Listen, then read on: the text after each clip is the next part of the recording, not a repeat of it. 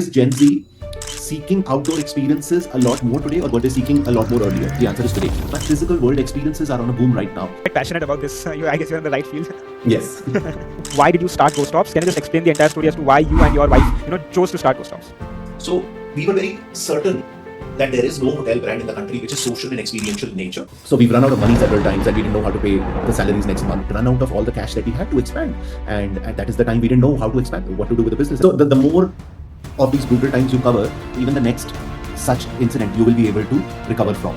So now we've had so many that now we can face them laughing. And every time what has really pushed us to hang in there has been the fundamental conviction that Indian youth deserves a social stay experience. Not all young Indians can be put into a box of cool young Indians with black shades and six packs. Young Indians come in different shapes and sizes and forms and aspirations and desires, and you've got to accept them the way they are. You've got to make a safe space that has space for plurality. Wouldn't it be awkward with just 4 strangers in a room? Do you not think that would be the case? We've had a guest who stayed with us for 320 nights in a year, which is crazy. So according to me, the whole reason people are willing to pay a lot more to stay at our hostels is because they want to meet and stay with other strangers. I would argue the contrary. If I wanted to achieve all that you have achieved, but faster, how could I do that? You couldn't. Hello everyone, welcome to the 11th episode of the Arnav Khandray Show. Let me ask you a question. Are you someone who likes to travel, but the Goa trip never leaves the group chat? Well, then I have the perfect guest for you. Today's guest is Mr. Pankaj Parwanda, a corporate employee who has worked with ZTE, Ericsson and Nokia, and who is now the co-founder of GoStops, a company which started the Indian hostel culture. Their business depends on people being social. Yes, people like you who like to meet strangers, make new friends and memories for life. In this interesting episode, we talk about GoStops, we talk about the choice between corporate and startup, how to start and scale a business, the Gen Z mindset, and much, much more. So sit back, relax, and enjoy. Before we get into GoStops, I actually wanted to talk about your corporate journey. You've worked with giants like ZTE, Nokia, Ericsson. So, what were the top learnings you took from your corporate journey, which you implement to this day? I think the prime learnings that I took from my corporate stint was that processes are really helpful. Systems and processes are really helpful. So I worked with Ericsson, which is a 150-year-old company, and very few companies have survived over a century. So has Ericsson. And the reason that the company's pivoted from making paper, wood to making telecom equipments. And the reason these companies survive and they thrive because the market goes through cycles. In different cycles also these companies thrive is because they have very strong fundamental processes that are driving them. So I think I was blessed to be able to work in these companies and learn how processes and governance can really build very strong fundamentals of a business. Okay, so the processes and systems that you learned from Ericsson you're using that in GoStops, basically. No. The underlying importance of systems and processes is what I learned.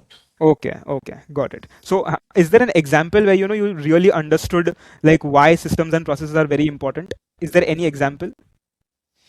So I remember that when I was a young graduate and I was sent to configure a base station controller. I used to configure these machines that usually control the base transceiver stations, which are the towers that you see. I remember that because I was a young graduate and I wanted to get things done quickly, I remember I had skipped a couple of steps. And I remember that my manager specifically knew and told me how I should not have skipped those 2 steps. And I felt that they were not so important. And I had configured several base station controllers and then nothing wrong had happened. So I'm like, this process is just a fail-safe check and there's a very little chance that this will happen. And it so happened that right in that base station controller, a fault came in and I had not done the checks. So I think that was a big learning for me to see that one has to follow the processes irrespective, because that 1 in a million chance is very important. Correct. So I think and I saw how rigorous the process was, because there was a clear quantification in terms of how much time it takes to be able to upgrade the base station controller. If you were to follow X steps, then how much time does it take? So it was very clear to the manager that I had not followed specific steps. Okay. So yeah. So that's the learning I took. Okay. So were you fired or you were just reprimanded? Only reprimanded. Thank God. Okay. So coming to GoStops, what was the potential like when you decided? What was going on in your head? Like, because it's a very difficult thing to leave a sure thing like a job which is paying well to, going and jumping and, going all in into your company. So what was going through your head and how did you decide to finally quit your job and go all in into GoStops? I think I don't think there were any market research reports that said hostels are going to do great in India. Or when we made a business case in an Excel, it really made sense that a lot of people are going to come and as in you can make any business case successful on an Excel, but it's all on assumption saying X million people will come and then you will get this certain scale and then this will start becoming profitable. But in the same mind, one would say, how are you going to get to these million people, right? So I think the fundamental belief was, and it still is in the way we approach whether a business should be done or not be done, is there a fundamental belief inside you that X number of people or so many people are facing this particular problem and they deserve this particular solution, and this solution can really solve a big pain point which is very acute for them and is happening for a lot of people. So we were very certain that there is no hotel brand in the country which is social and experiential in nature. And there is no hotel operator which is able to service people in less than 1,000 rupees a night. I think those beliefs are all that took conviction for us to be able to get started on this business. I don't think there was any other numbers, Excel, or anything yet. It was just a deep belief that this is a problem and the solution to this problem must exist. And this problem exists for a lot of people. And hence, I'm sure that a lot of people will turn up to hostels and will pay for the event services eventually, and it will become a profitable business. Got it. So there was no factual thing to this, right? It was just a belief. Like you were believing that this was going to happen and you just made it happen. That was Yeah, the thing? and then the factual checking happens step by step. That is, Okay. then you take a plunge and you do a pilot and you see what is the response to a particular pilot, and then you still get a lot of disheartening news, or this feedback as you. But if the fundamental belief is solid, then you don't give up on the idea, and you say, "Nah, it doesn't seem like people are accepting hostels." Then you say, "Hey, what will it take for, or what is the reason that Indians are not liking the hostels? What changes does one need to make in the European concept that you saw in Europe so that Indian people will love the hostel, and yet you will be able to solve the problem that you saw, which is give them social hotels and give them access to high quality hospitality in less than 1,000 rupees a night." So yeah, so that deep conviction sort of gets you through, gets you to pivot, gets you to really achieve the product market fit. Got it. Got it. So now coming to, the company as to why did you start GoStops? Can you just explain the entire story as to why you and your wife, chose to start GoStops? Like I said, we went to, as in because of the conviction that we felt younger Pankaj and Pallavi should have had access to social hotels like these and very high quality hospitality assets and services in less than 1,000 rupees a night. And our journeys and our travels should have been a lot happier, merrier, joyous, and social.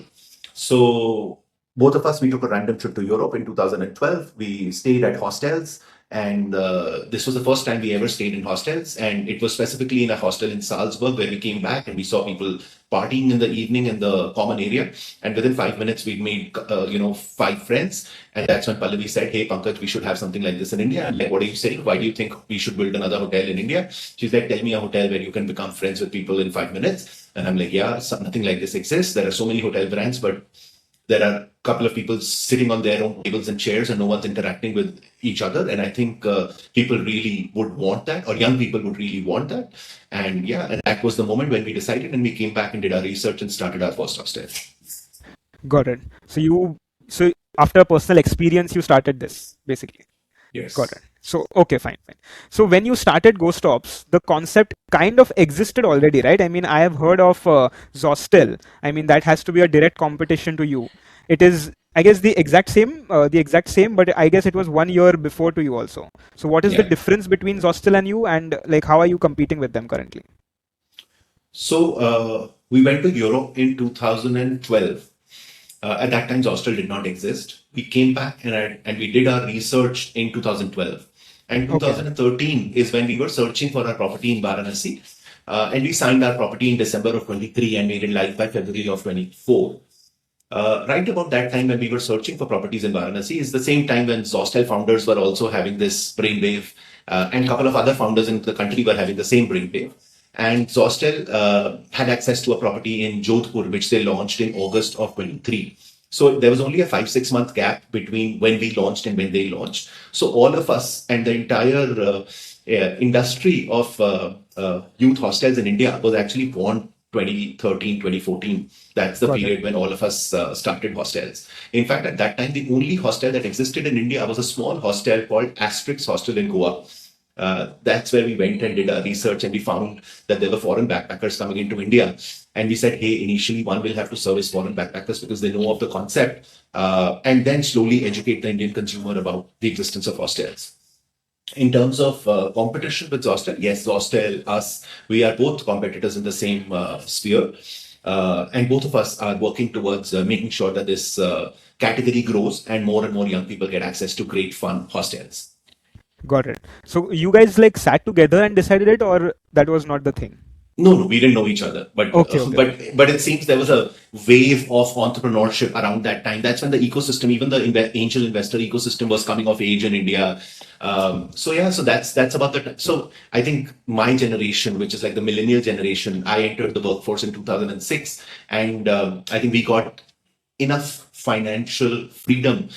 We were working in private multinational companies, etc. Right. So I think the next possible graduation for a generation that starts getting financial empowerment is entrepreneurship, and the entrepreneurship bug had caught on to the entire generation. And 2013, 14, 15 is the time when you saw a lot of startups starting out of India. So hostel startups were just one of them.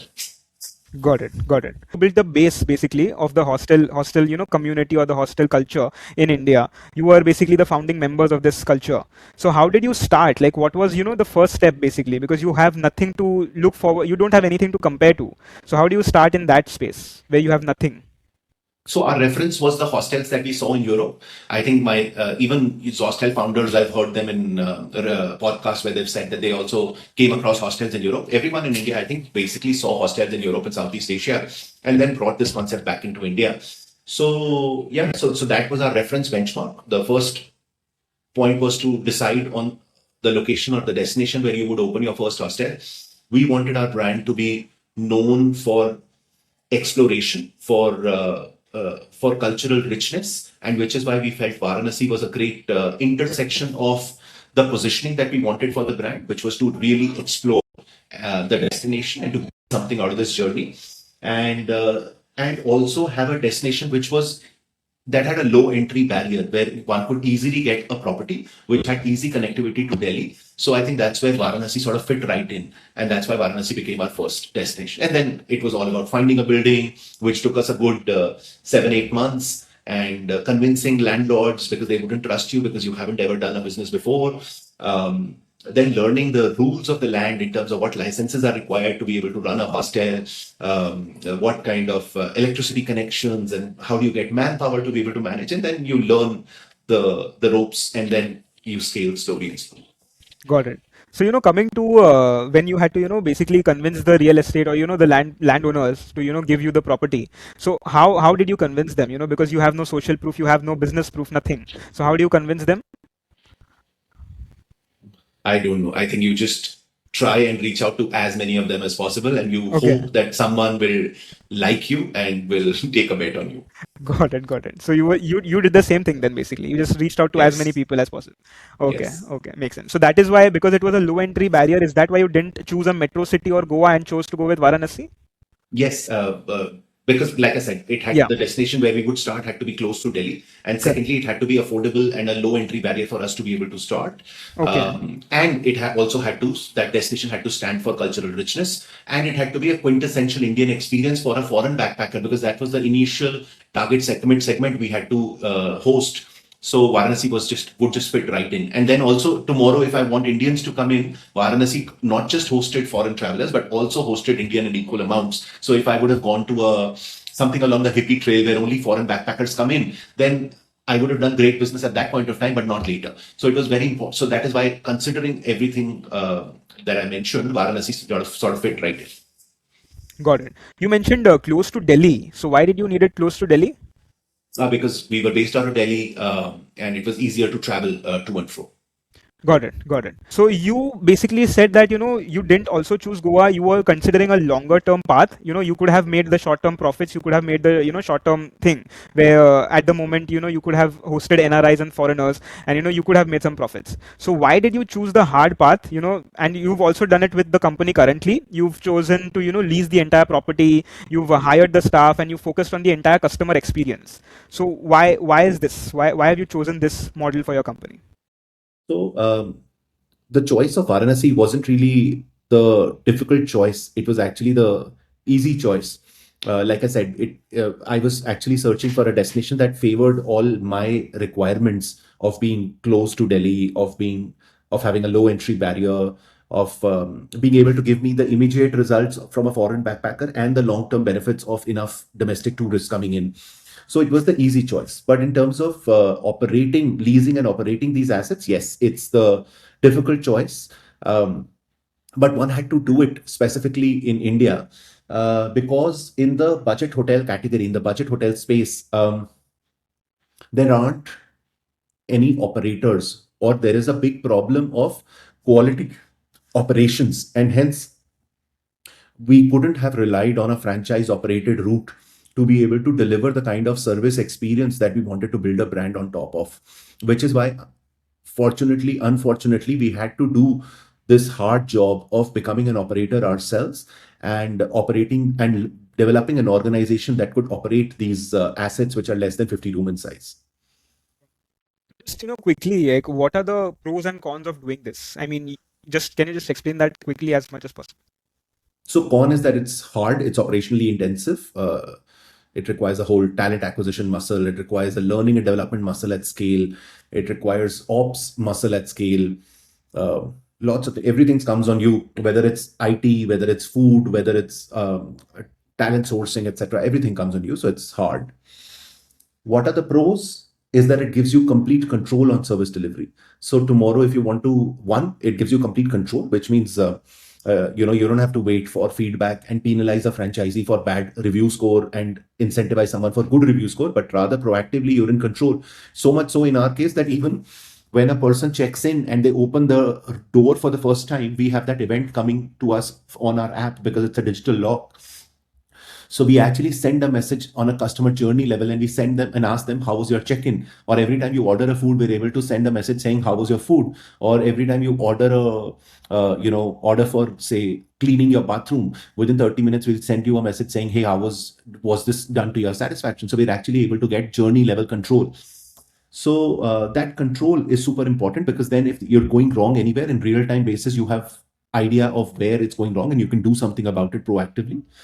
Um, Besides that, it also allows you to innovate and to be able to really up the service standards and build strong moats, or give a very tough time to your competition, because it gives you the agility to innovate on your service experience very rapidly. Got it. So Zostel is also doing the same thing. Are they also operators? No, they're a franchise operator. Okay, okay. So this is where you get the edge also. Yeah.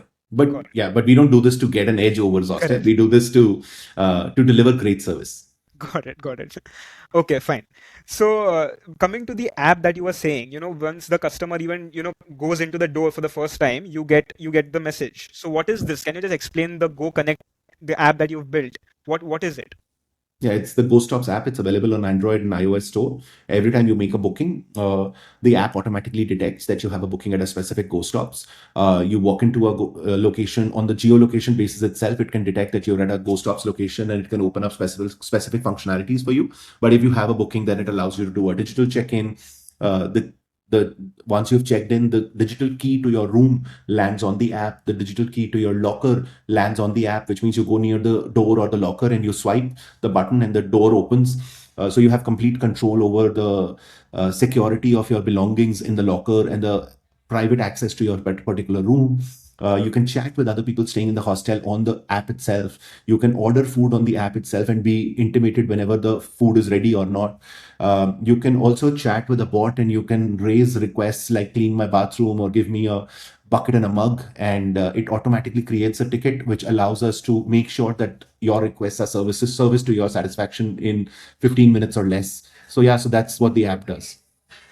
Okay. So, okay. But so can I basically check in and check out without, communicating to anyone from GoStops? Is that possible via the app? Mm. Yes, you can. Okay. But doesn't this kill the kind of, the social vibe that you guys are trying to promote? Wouldn't That's why I this? took the pause. I said you can, but we Okay. don't make you do it. Correct, correct. Okay, okay. But aren't you afraid that, if you keep incorporating more tech, this may ruin the social vibe of the, community, basically? No, we're incorporating tech not to kill the social vibe. We're actually incorporating tech to foster the social vibe.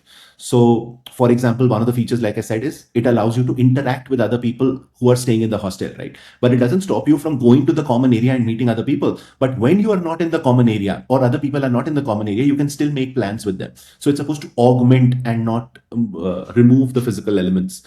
Similarly, the app, we hold hostel events, hostel curated events every evening at our hostel, which means there'll be a movie night or I don't know, a mafia night or something.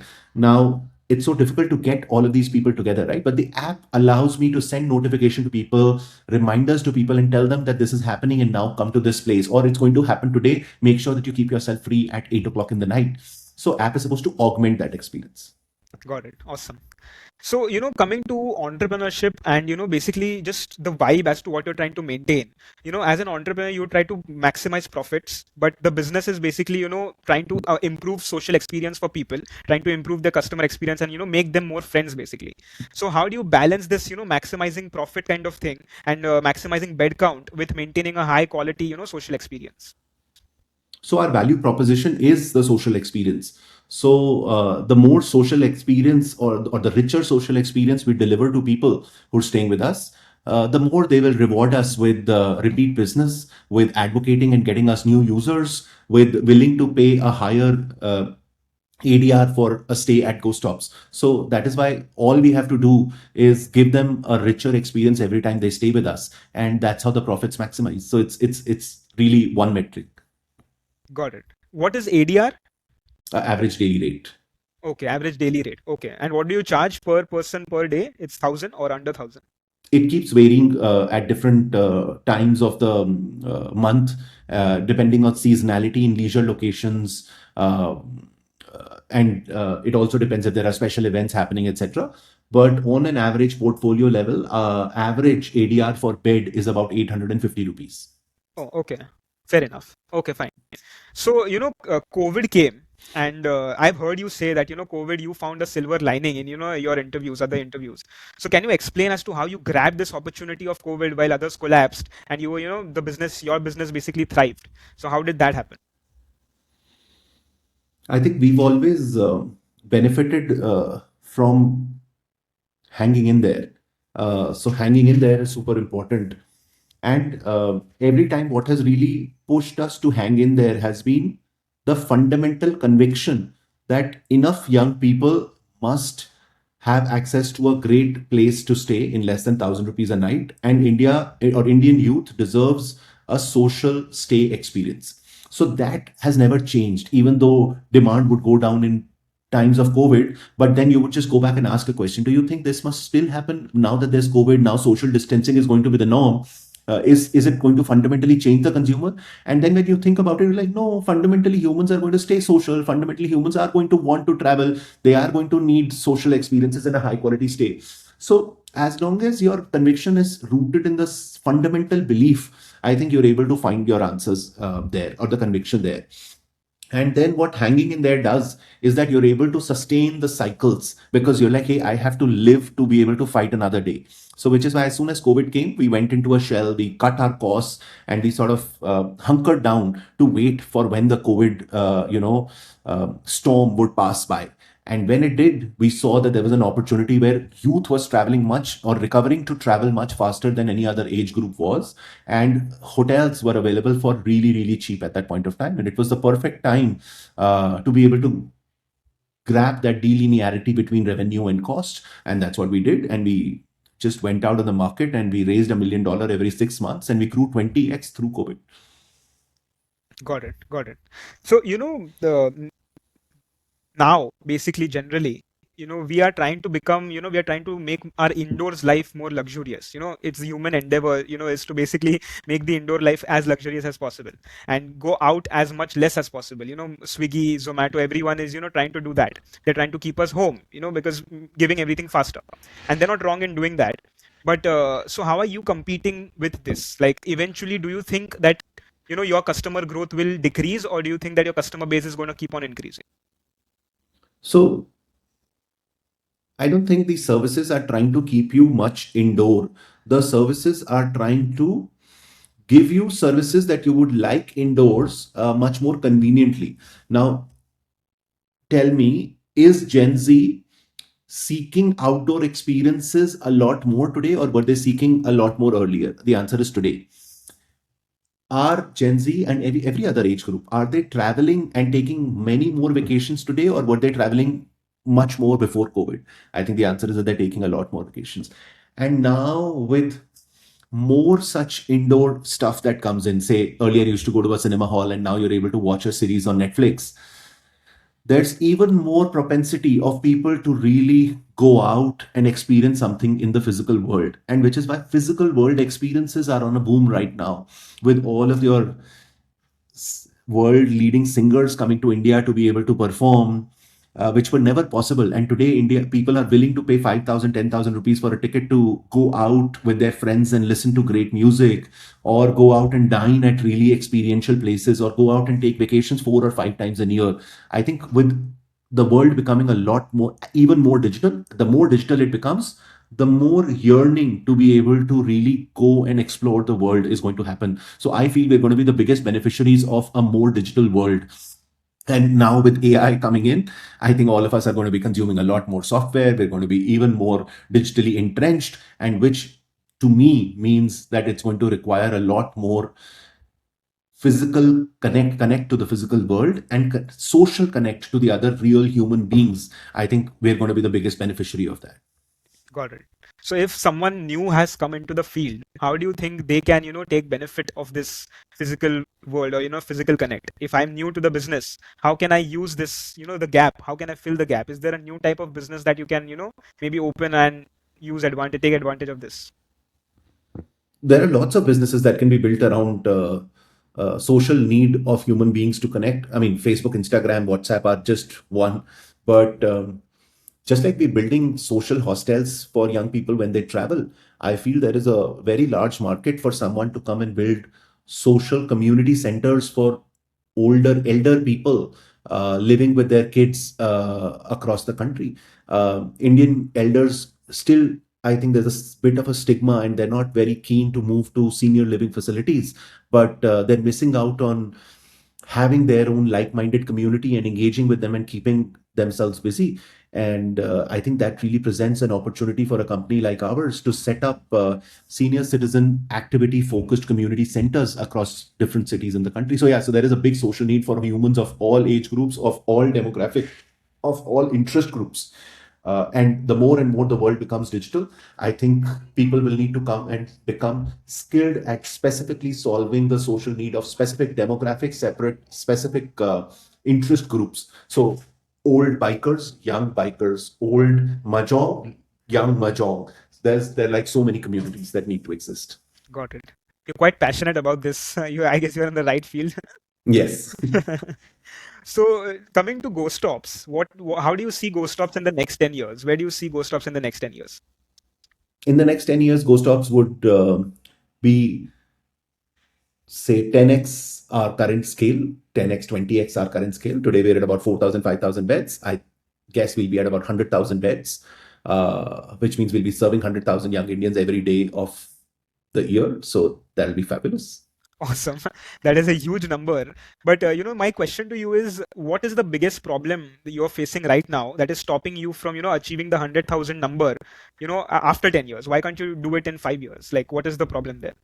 Oh, so so one's got to balance growth versus the quality of service delivery that you do. So all of a sudden, if I just pump money into the company and I say from 5,000 beds, let's just go to 100,000 beds, that will mean I need to expand my current team of 50 people or 100 people to, I mean, the central team of 100 people to maybe 1,000 people. Now, I can hire 1,000 people. That's very easy to do.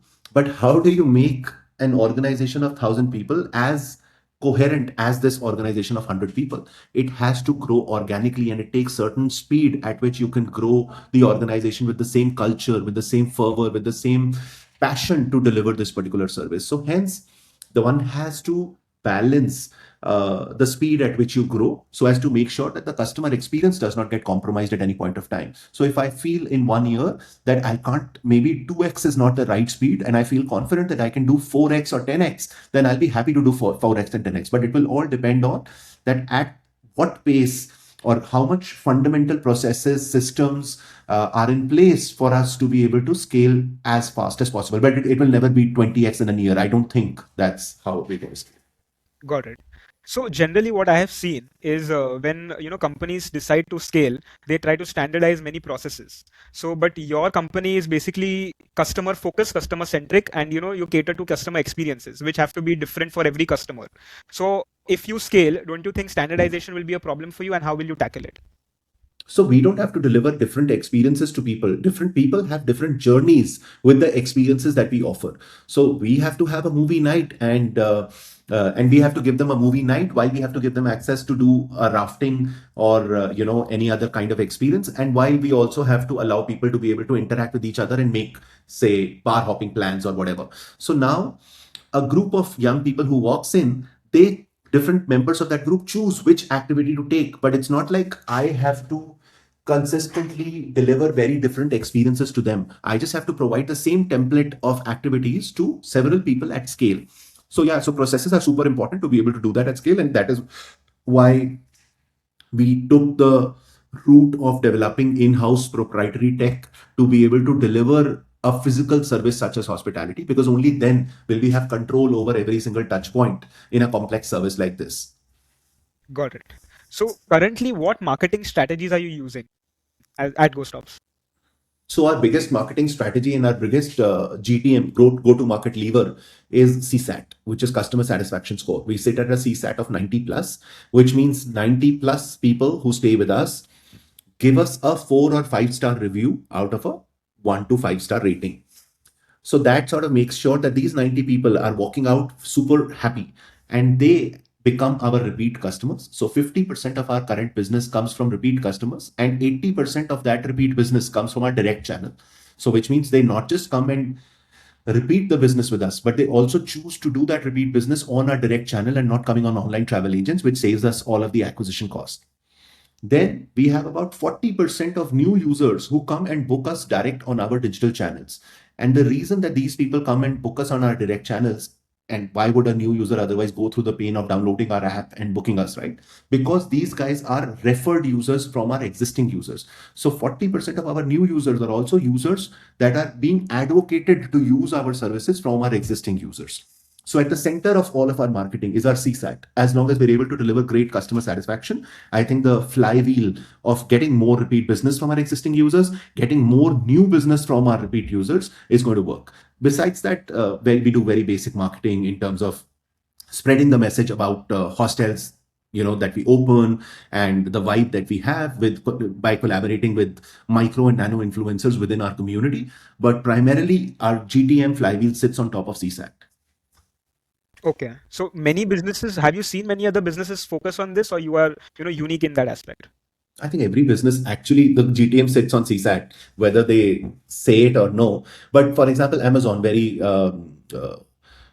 clearly says that customers, that they call themselves as the most customer obsessed company, and that's the reason in every geography that they go, they kill every other competitor. When you order something on Amazon, you're always certainly sure that when you will receive a bad service and you will call them, they will give you a refund, and that sort of allows you to be able to place order again and again and again on Amazon. They're really taking care of you. So yeah, so I think the key to success of every business is ultimately CSAT. Got it. Got it. So, in this journey of starting and now, at a 200 crore brand, I'm sure there have been many ups and downs, and you've thought about ending it at some point of time, maybe, in the between. So, was there a way, or was there any point where you thought, this is over, it's not going to work out, and it's a very some brutal near-death experience for the company? Has there ever been that point? Oh, many times, several times. So Okay. much so that, so the more of these brutal times you cover, the more data points you have that substantiate that even the next such incident you will be able to recover from. So now we've had so many that now we can face them laughing, because now there are enough proof that we can cross these hurdles whenever they come. Got it. So, just to understand like what you went through, is there one that you very clearly remember, and when one where you thought which was the worst of all of them? I think so. We've run out of money several times, and we didn't know how to pay the salaries next month. Till I think sometimes I also had to take a personal loan because the funding was just coming, and I didn't know how to pay the salaries. I think I took a personal loan, and then within 15 days the money came in, and then I took the money back. So yeah, so several times when money would run out. Yeah, and then you would find some other solution. You'd either do a fundraise. I remember when we launched our second hostel, Delhi. It We thought that we were super confident. We thought we'll really give India a hostel of European standards in 2015, and we signed up a really big building which was run by Comfort Inn in Delhi, and we converted it with a pool, with a bar, etc. And I think we were just too ahead of the time, and we lost a lot of money there. And that is when we trimmed down the hostel, gave up the bar license, etc., etc., and we sort of brought it back to its economics. But we had run out of all the cash that we had to expand, and that is the time we didn't know how to expand, what to do with us, with what to do with the business. And that is when we reached out to hotel owners and ask them would they have a building that they would want to invest and convert into a hostel and take our expertise. And that is when people opened up their buildings to us, and that is how we expanded through a FOCO or a management contract model during that time. So yeah, so different COVID then happened, and then we innovated, right, like I mentioned. So several such instances, and several instances that would have basically needed us to innovate in different ways. Okay. So what kept you going? What gave you the courage to just keep on going? Just definite belief that clearly there is a market for this, and there is no reason why this will not become a big business. Got it. You've basically seen the traveling industry, with a close eye. So how has the traveling industry changed, across generations? Now you're coming from millennials to Gen Z, and now eventually alphas will come in, Gen Alpha. So, and what was different about this generation, and what is different about the other generations? So Gen Z is a lot more experience seeking as compared to millennials. Gen Z also, I don't think if I can say Gen Z is a lot more social. I think Gen Z is also a lot more in touch with themselves and takes their mental health very seriously as compared to millennials. And and as a result, I think Gen Z is also, even though they may seem very fragile, but they're a lot more fragile because they keep themselves a lot more, show themselves, or they're confident of staying vulnerable a lot more than millennials are.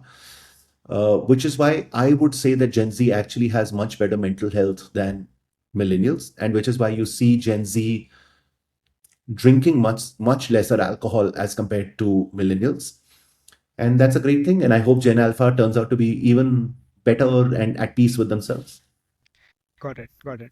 So you mentioned that your selling strategy is quite simple. You just want to be authentic, and you just show the authentic side, and you also show your vulnerabilities to Gen Z, because I've heard you say this before in a interview, that Gen Z likes to be told the truth, and rather shown the truth and what is true. So do you think this strategy would have worked for the previous generation as well? No, Okay, and why not? because they didn't want an authentic story to be sold to them. They had seen enough authenticity in their life. I come from that generation. We had seen enough authenticity in our lives. We wanted That's to why I see asked. dreams. Okay. You guys have seen enough dreams, or you guys have had a dreamy life and would love to see authenticity. Oh, okay. Oh, so you believe that you've been through a lot of harsh realities and you want to live the dream life. Is that Correct. okay? Millennials never had the kind of abundance that Gen Zs had, and that abundance, sort of that scarcity, pushes millennials. to sort of desire for a lot more external validation, while Gen Zs have had an abundance, and which is why they don't need abundance to be sold to them. So even, facing harsh realities, you dreamt and you built GoStops. Yeah, so like I said, as in unabashedly, I didn't build this because I wanted to do the greater good. I built this because I genuinely felt that there is a big pain point, and this pain point must be serviced. And with that conviction, if there is a big pain point and that can be serviced, then clearly there lies a big opportunity. Now, whether that opportunity is shown in consulting reports or not in Excels, that doesn't matter as long as I believe that there is a big pain point that exists. Got it. Got it. Just, talking about Gen Z, they are your main customers. So what are some complaints that Gen Zs, often have with the experience that you provide? So 90% of them walk away with a 4 and a 5 star review. Correct. 10% have issues. I think those issues that people usually complain about will be that they wanted to party till late night and the manager told them to turn the volume down at 12 o'clock in the night because we have to follow silent hours and there are other people sleeping. Yeah, yeah. So that's like one of the biggest common complaints Okay. that people turn up with. Yeah, so issues like these. And then sometimes we would just slip on our promise and not be able to deliver a clean bathroom to them at a point in time, etc. So those are things that are fallings on our part, and we try our best to deliver on them, Got it. but fail at sometimes. Of course, it's a company. Yeah, we're all human Yeah. beings. Got it. So just, coming to generally, just, taking this out of my mind. If I was there, wouldn't it be awkward with, just four strangers in a room? Do you not think that would be the case? So, for example, when I don't know what to do on a Saturday, I usually would go on the district app and would look for activities to do, and I'd book a sip and paint. And I'd go to the nearby restaurant, and there'd be cocktails being served or mocktails being served, and 10 other strangers would come together to paint, even though I don't know how to paint. But just that act of doing something with other people, with meeting strangers, I think really livens me up. So, according to me, the whole reason people are willing to pay a lot more to stay at our hostels is because they want to meet and stay with other strangers. So, I think I would argue the contrary. Yes. Okay. Got it. So what has been, do you remember some strangers who stood out? Just having a conversation with someone random stranger, and you just like this person is mind blowing. Have you ever had a conversation like that? Lots of them actually. We've had a guest who stayed with us for 320 nights in a year, which is crazy. He almost made GoStops his home. I Okay. think a couple of days back is when I walked into the HSR hostel and I saw that someone had actually brought two monitors, and they had sort of made that the moment that played two monitors and they were working Okay. in the common area with two monitors. Then we've had great people who've done bike rides from Europe all the way till India and is going further. Very interesting people, a group of people from NID. Yeah, so several stories, but I don't think there's just one that sort of comes to my mind. Got it. So you've seen, thousands of strangers. You've probably interacted with thousands of strangers. So what have you learned about human nature? Like, have you found some insight? That this is what I generally thought, and it got broken when you started interacting with, people. I think the common trait that I have found amongst humans that all of us want relevance and validation. So I think that's always true for every single human being. If every single human being is thirsty of love and validation. So yeah, so in different shapes and forms, that validation and love can be given to them, that relevance can be given to them. But yeah, but I think that's it has been substantiated with several data points that I have from my Okay. experience. Okay. Okay. Got it. Got it. So you and your wife are co-founders, right? Yeah. So how does that work? Do you try to keep your professional life separate from your personal lives, or how does that work? Yes, we try and we fail miserably every day. Okay, okay. So there are like fights because co-founders obviously have fights, and there will be some tension because there are different ideas. So how do you differentiate? How do you try to differentiate, between the professional and personal? So one is to definitely create very clear boundaries in terms of what departments who's handling. And that's also true for my own leadership. For example, my leadership style is that if I give you a certain department to manage, and then I'll give you very clear matrices that I would like to see the growth of, and both of us will do handshake on the matrices, and then I won't bother you as long as we're able to measure growth on those matrices and is aligned with the plan that we came up with. So one is clear demarcation. Besides that, I think is to have a very clear understanding between both parties in terms of the chain of command, which is even though both of you are together and you're co-founders, still there needs to be a very clear understanding between the two co-founders that there will be issues where both of you will not be able to agree. You so, and you can't agree to disagree because you have to take one choice and you have to move forward. The business can't be at a stalemate. So there needs to be a very clear understanding that in such cases, whose call will be followed. So in our case, it's Pallavi, and that is why we call Pallavi as the CEO, and I call myself as the co-founder. Even though both of us are co-founders, and we both of us usually take most of the decisions together. But it's very clear in both of our heads that if a moment comes where there is a particular point on which both of us can't agree on the same solution, we will go ahead and try Pallavi's solution first. Got it. Got it. Okay. So this basically reduces more problems. Is it faster that way? Conflict management happens better. Yeah, conflict management happens better. Okay. And it also sort of avoids any heartburn, right? Because the understanding is already there. And that is why there's no, I said so. There's always, hey, we agreed on this is how it's going to be. And which means both of us are in this together. Correct. Has there ever been a point in your life where the relationship was in jeopardy because of the business? Has there ever been a point like that? Always, I think a relationship sort of goes through its ups and downs. And it just it just happens. So for example, we talked about facing difficult situations in businesses, right? In business. And then we said, once you face the storm enough times, then you gather more data points to be more confident that we'll be able to handle the storm again. Same is with relationships. Relationships start on a very fragile note, but as you get through more hurdles together or more difficult times together, then you gather more data points or there is more investment amongst the two of you, that there's just too much in this relationship to prove that both of us have done so much for each other, and it becomes stronger and you become more confident of facing even bigger hurdles. So it's just like that. So the relationship goes through several ups and downs, and then you're able to handle bigger ups and downs as you go along. Got it. It's a very strong mindset. So good for you. So, the business has obviously evolved, and so would have your tasks, correct? So it's not like day one. So day one would be completely different tasks, and compared to today, the different tasks that you do. So as a co-founder, just for me to understand, what were the tasks that you did on day one, and now what are the tasks that you do currently?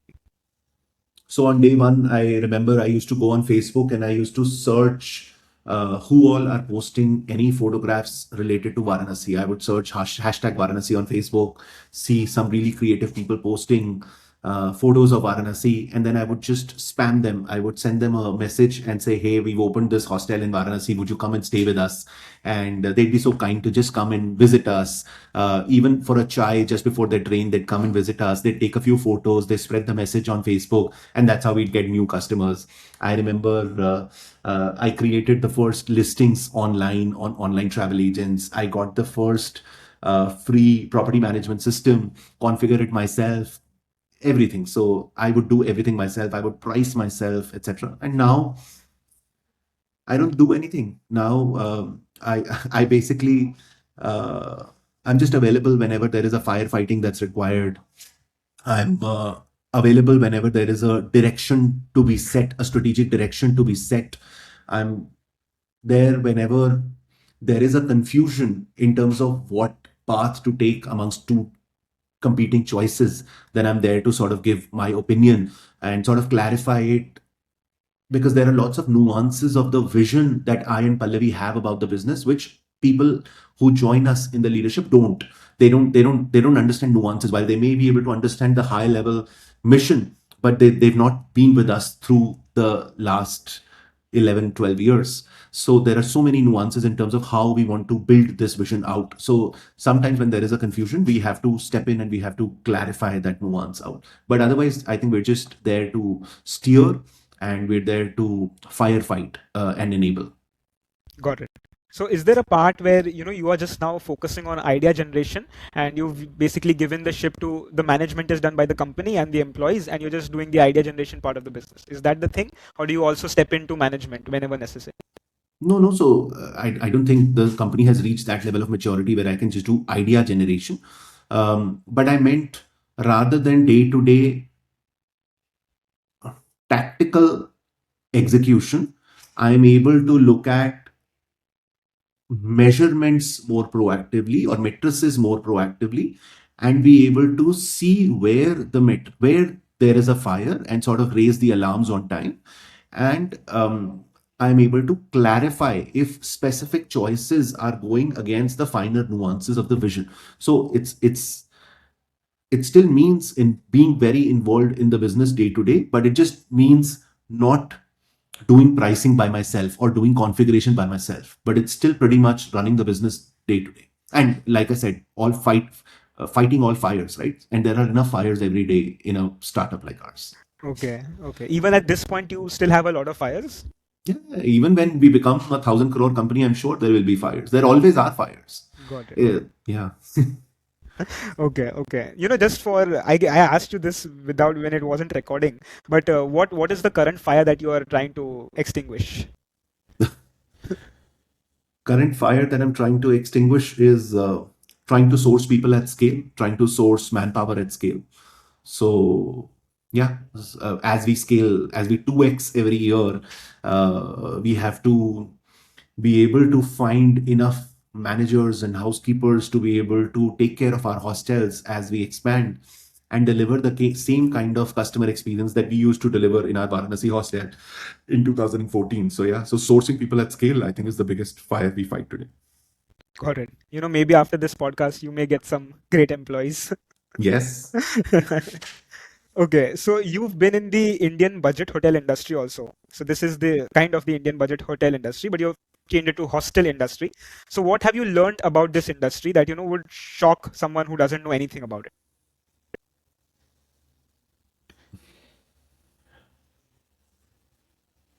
I don't know if there is anything shocking about the industry. Okay, no mythbusters of sorts, like general myths that people think about, but they are not true at all. Myths would be that cheaper hotels or budget hotels are less profitable than luxury hotels. Okay, That's a myth that people should understand, because ultimately it's return on capital. So it depends on how much capital you're deploying, or what is the net profit margin that you're walking away with on specific asset. You'd be amazed to know luxury hotels don't end up making money even when they charge 15, 20, 30,000 rupees a night, uh, because their cost of delivering service is phenomenally higher. So yeah, so that's a big myth that budget hotels are not so profitable. got it. So do you know of any luxury hotels who you've basically conquered over profits?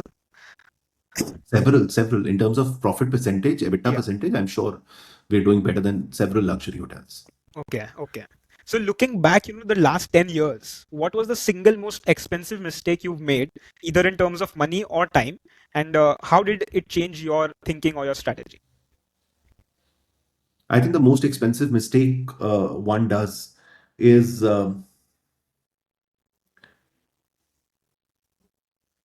is when you figure that, or let's say, as in, I would say that when you know that there is a problem and you delay solving it. But I think one of the biggest, costliest mistakes that happens in a company, which a founder must take head on, is that when you get a wrong person in the company doesn't who doesn't gel with the rest of the company and doesn't isn't aligned with the mission of the company. I think all of us, with the fear of unknown and because of the because of the inherent, I don't know, desire to doubt ourselves, we delay letting go of these people. I think it's very important to take a quick call on not delaying letting go of such people and quickly filling the position with the right person. I think that's very important. Got it. So how do you define a right person? I think a person with whom you're able to communicate very clearly on a day to day basis, which is when you say a particular requirement, that person gets it. And when that person is trying to say something to you, whether it's, hey, success achieved, or hey, these are the problems that I'm facing, but is able to very clearly articulate and doesn't need to repeat a particular sentence, I think that's when you know that you've got this person right. I think that's the one basic level. If you're not able to communicate to each other, then however skilled that person may be, you will not be able to work with that person. Got it. Have you in your company hired people who you know, like personal connections, or you've just, hired strangers? What is the thing? Mostly strangers who've become personal connections, who become friends for life. Yeah, okay. Nice. So your general philosophy is also like GoStops. I guess. Okay, so we just, looked back 10 years. Now looking forward 10 years, where does GoStops fit into the global travel landscape? Do you see yourself expanding beyond India, maybe perhaps to, Nepal or Sri Lanka, or how do you see it happening? I don't think we have aspirations to expand beyond India. We just want to expand and fulfill our promise, which is give high quality stays and social experience in less than 1,000 rupees a night to young Indians. So, if enough number of young Indians will travel to a particular geography, like they are beginning to travel to Vietnam, Cambodia, Thailand, Sri Lanka, Nepal, Bhutan, we will go with them. But we don't have the desire to service the tourism inflow in any other country besides India. We just want to service young Indians. So wherever young Indians will go, we will go with them. Okay, got it. So there is, coming to AI, which is on a boom right now. How do you see the intersection of real estate and technology in India over the years? And how can potentially AI enter this field of yours? Is there any way AI can enter the field? Yeah, AI can enter in a lot of ways actually, and AI will enter every single facet of business.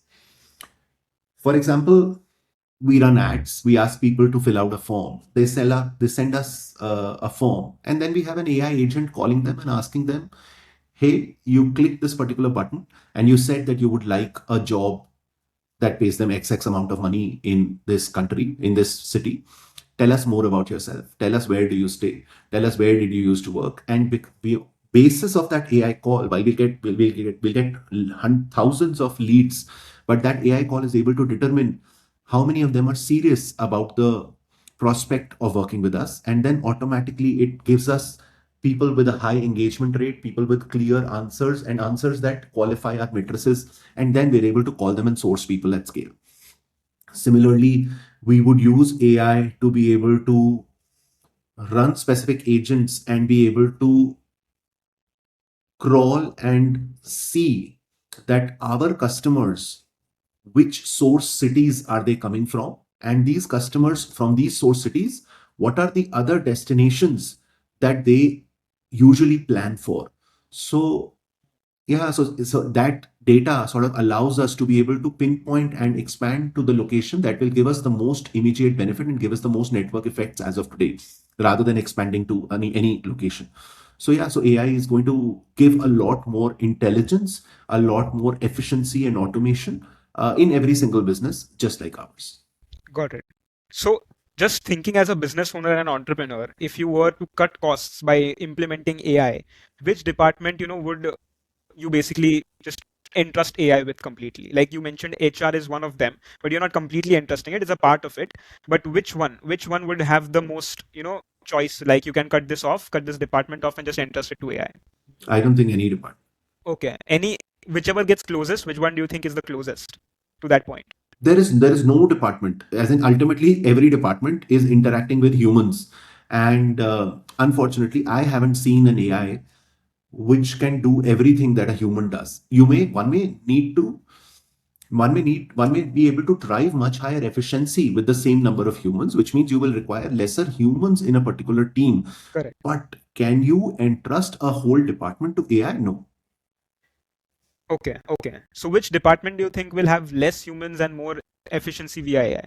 Like customer service today itself, earlier any query that people had, they would reach out to the manager, or they had a grievance, they would reach out to a call center and one human would hear them out. But today already they interact with the bot available on our app, and the bot already knows all the SOPs and is trained on handling every single grievance. So if they want to know where to park my car when I come into the Rishikesh hostel, the bot answers them. When they want to crib and say that the manager was rude to me and he told me to turn the music down, the bot is able to pacify them and tell them, hey, there is a policy. The manager was not just acting out of his own accord. There is a policy. So, I hope you understand. So there are a lot of things that the bot is able to do, and very few things ultimately then require a human to come in. So yes, so the efficiency is a lot higher in customer service today. Got it. So moving on to, I guess these are the best questions I like to ask because they give me the most input as much as output as possible from your side. So I'll just soak it in. So if I wanted to achieve all that you have achieved, but faster, how could I do that? You couldn't. So there isn't anything differently that I could have done that would get me here faster. As in, everyone has to go through the grind to be able to get to where you want to get to. So there is no shortcut. uh, yeah. Okay, okay. Then, after seeing the lows and highs, from a single hostel in Varanasi to a 200 crore hostel brand, what is success for you now? How do you define success? Enjoying every single day, enjoying the journey. Okay, okay. And the numbers are not a thing for you then. You don't think about the money, you don't have another number in mind, or you're just No, taking. I have numbers in mind and I'm Okay, working towards them. But if I don't enjoy the day towards achieving that number, then that number is of no use. Then I will definitely let go of that number. okay, okay. So how are you enjoying today, if I were to ask you? By talking to you, I think this is enjoyable. By being able to be in an office where there is no big fire to fight, being in a business which is so beautifully placed at the cusp of Gen Z and travel and leisure and hospitality and real estate and technology. I don't know of any other place where I would be happier doing a job. I think this is the best place to work. Very happy seeing and working with a team that I really find in equal measures enthusiastic, reliable, energetic, and yeah, trustworthy. So I'm super kicked about all of these things. Got it. So 10 years ago, I'm sure you must be enjoying in some way or another, right? I mean, some things would have given you some happiness or joy. So how have they changed? Like with more money, how has your interests grown or how have your scenery changed? I haven't got more money. The company has become bigger, but it's not like the founder becomes very rich. So I don't have more money. But and the company has become bigger. But what happens in the journey is that you realize that initially the reason that I started the business was to be able to make more money, right? And that was at the center of why I wanted to do this business. But today, like I said, the more important realization is that am I enjoying the journey? So I think that transition from money being supreme to my happiness and joy being supreme, I think that is what has changed. Okay. So I'm going to ask you this because I've heard it everywhere. So does money buy happiness according to you?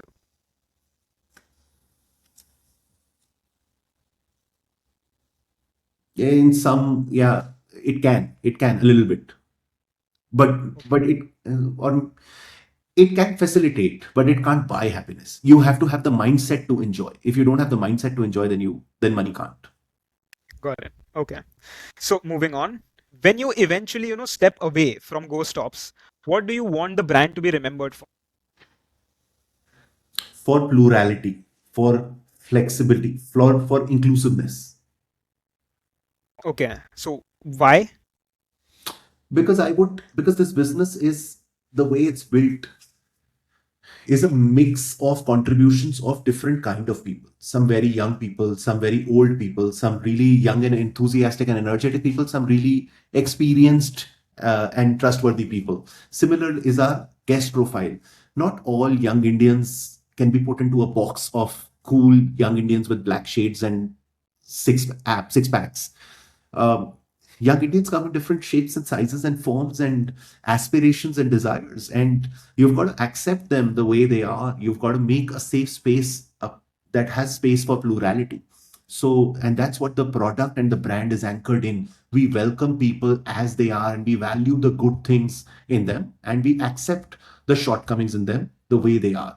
So, yeah, so that's what I would love for the brand to be remembered for. Got it. So, just for you to think a bit, if let's say did not exist, if let's say you did not go to the Europe trip, and let's say you did not figure out, yeah, something like GoStops need to be founded. So, what would you be doing if not that? I'd be in the telecom infrastructure industry. I would be still selling Okay, telecom infrastructure equipment. got it. So, continuing the corporate. Yeah, I was happy there. I was enjoying. I always wanted to be in the telecom infrastructure industry, and which is why I did my engineering in telecom, and I got myself a job in Nokia, and I grew in that industry. So if not this, then I would have done that. Okay, okay, got it. So, this is the last question from my side. If you only had 30 seconds to speak to every aspiring Indian entrepreneur, what would you say? That don't listen to anybody. Don't listen to anybody, or listen to everybody, but don't trust any advice that people give you, because your own advice can only come from within you. The only advice you can trust is to trust yourself. That's all. You have to listen to yourself, and only you know what is best for you. I think yesterday only I was watching a Nikhil Kamath episode on Mark Howard, the debt guy who runs Oak Tree Investment. And he asked him the question of, why did you become a debt guy? Debt has such limited upside, and while equity can give you all of the upside that you desire, and it's a lot more exciting business. Why would you do debt? Isn't Don't you think you made a wrong choice? He said, are you asking for everyone, or are you asking this question for me? Because if you're asking for me, then you have to understand who I am. I was born in a middle class family with a conservative background. I am not the guy who enjoys the ambiguity of risk. And hence, for me, debt is the best instrument to deal in, because I understand it and I enjoy it. So that is why someone else's preference and reality is not your reality. And you should never, hence, take any advice from anyone else. So this has been an absolute pleasure. Thank you so much for all the experience that you've shared and the advice that you gave. Thank you so much. And I hope GoStops just keeps going and does not stop. So yeah, thank you so much. Thank you, Arnav. Thank you for having me.